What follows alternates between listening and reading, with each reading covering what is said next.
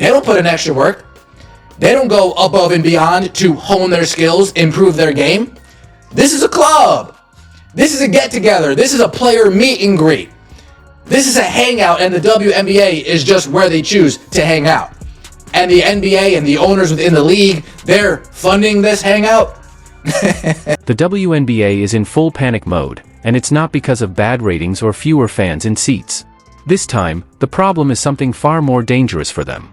A new rival league is offering a massive payday to their biggest star, Caitlin Clark, and the WNBA knows they might not be able to compete with that kind of money. Can you feel the panic reverberating throughout the WNBA dump? WNBA players think they have leverage. Keyword, think. Now, in their defense, they do have leverage in the short term. For months, WNBA players have been openly complaining about low salaries, even as the league celebrates record-breaking revenue. Now their worst nightmare is here, a competitor that's willing to pay women's basketball players exactly what they're worth. Now, I don't know what to believe from financials, but they got a lot of money backing them from TNT Sports and a lot of investors. And word has it that they came within $10 million of breaking even their first season. That's damn sight a lot. That's damn sight a lot better than the WNBA's done. Ever. To understand what's going on, let's break it down. Unrivaled, a 3-on-3 women's basketball league that made headlines back in January, just wrapped up its first ever season, and the results have been jaw-dropping. Rivaled will forever change the WNBA. For sure. And the way that they do business, the way that they treat their players, any agreement going forward. Unrivaled did things that were unprecedented. And I think it showed players their value, and players in that upcoming CBA are going to ask for everything, and I think that they're going to have to make something work if they want to see the product on TV. Right? Players in Unrivaled earned an average of $220,000 for just 8 weeks of basketball. That's almost 3 times the average WNBA salary for an entire season. Meanwhile, Caitlin Clark, the woman who brought a huge wave of attention and fans back to women's basketball, is only making about $78,000 in her second year with the Indiana Fever. The gap is so huge it's almost insulting. Essentially stalled for a new collective bargaining agreement in the WNBA. For the first time ever, WNBA players think they have leverage. Keyword, think.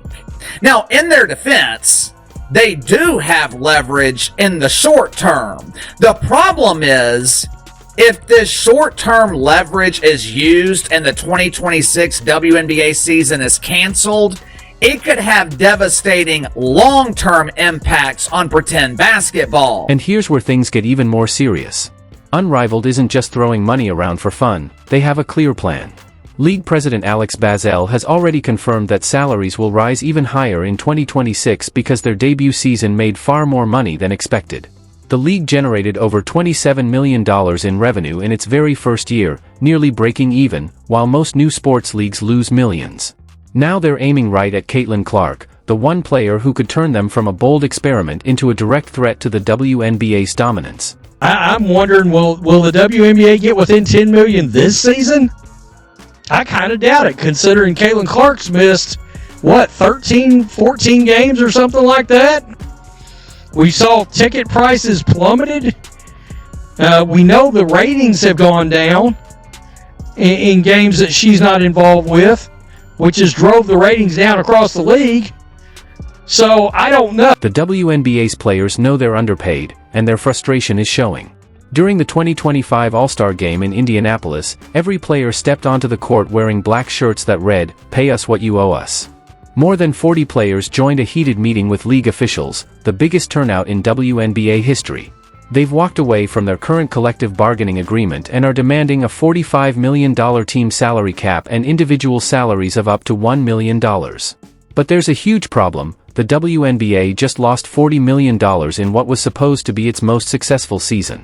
In the All-Star Game, wearing "Pay us what you owe us" t-shirts. WNBA players whose salaries are subsidized by the NBA wear t-shirts declaring, "Pay us what you owe us." They must have thought this was a great idea. Oh, folks, we're really going to stick it to the owners. We are really going to stick it to the league. We're going to walk out in solidarity with a t-shirt that says pay us what you owe us, and then they'll have no choice but to pay us what they owe us. Now my question is, This is exactly the kind of moment Unrivaled has been waiting for. While WNBA players are fighting for more money from a league that's bleeding cash, Unrivaled is proving that women's basketball can be profitable while paying athletes fairly. Angel Reese won $50,000 just for winning the Unrivaled championship. That's more than 2/3 of her rookie salary in the WNBA. Paige Buchers is expected to earn about $350,000 in her first Unrivaled season, more than she'd make in her entire 4-year rookie contract. 10-week commitment to Unrivaled.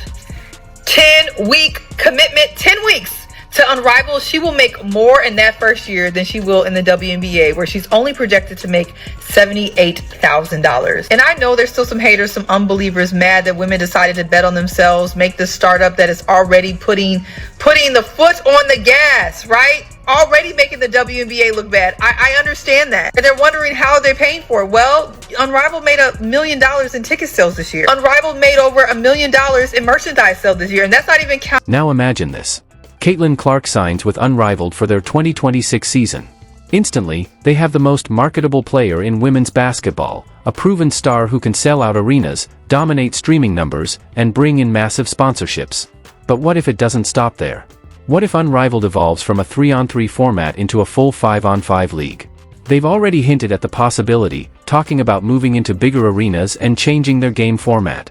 Picture it, Unrivaled in 2027, running as a full 5-on-5 league with Caitlin Clark, Angel Reese, Paige Buchers, and every other major star who's tired of being underpaid. They're playing in NBA arenas, broadcasting on TNT, and making salaries that actually reflect their value. Meanwhile, the WNBA is left with whoever couldn't get a better offer, playing in half-empty gyms while their former stars are selling out Madison Square Garden just a short distance away. Alex Brazil, the co-founder of the 3-on-3 Women's Basketball League composed of exclusively WNBA players, told Front Office Sports that the league has signed nearly 90% of its player pool for the 2026 season. Quote, "We have a few spots left open to fill, and then we're pretty much ready